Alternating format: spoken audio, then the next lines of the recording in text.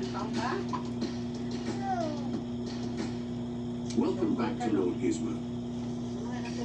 It's amazing what a stack of redwood lumber can become in the right hands.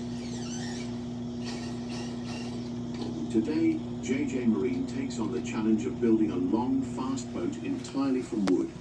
And the results are going to surprise you. Let's get into it.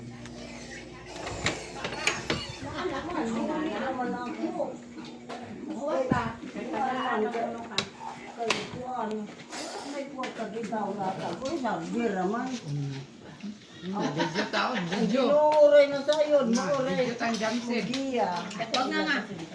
Wag nga kayo na video. Yung kumusunod dito daw. Kung saan ang surga? Daw. Kuha kami daw, kanay mga kanay, bapo. Anak ni Inday ka magulangan ha.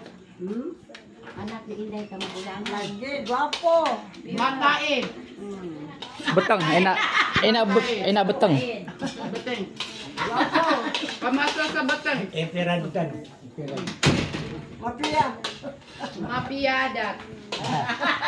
Yeah. Tama. Mapiadat. Nakalitok na si nanay. Ayun na imong giingnan. Tama kung mo. Kaya ano, suwan niya, suwan na.